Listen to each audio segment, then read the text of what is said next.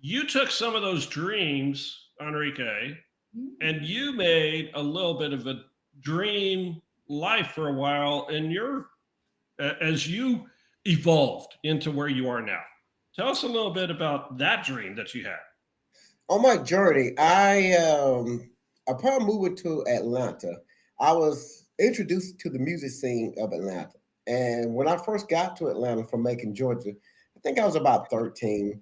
But I was immersed in a culture that I had never seen before. And I started hearing all these strange sounds and records on the radio. And there was a whole hip hop culture that I was just oblivious to when I was in Macon. But when I got here, it became a little more in reach.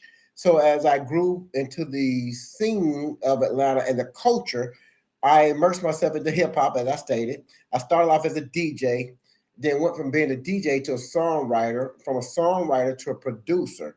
Initially, I didn't want the spotlight, so I wrote songs for other people. But what I realized, and they were not doing the songs like I thought they should be done. So I Mhm. started doing talent shows and I started collaborating with others. Yeah, That decision to take my career in my own hands, I guess I decided to create my own record label and yeah, production company, and I did that.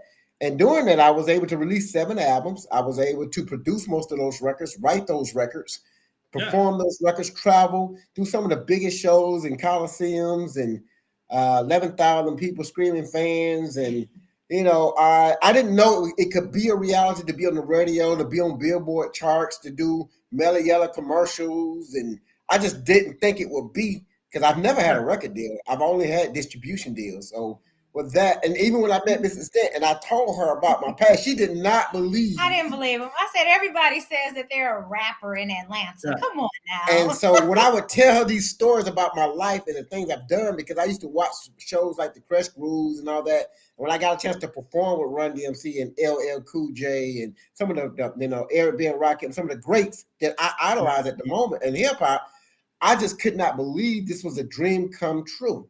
Yeah. And it really set the foundation and stage for my business mind to start seeing the world in a bigger space than what I know.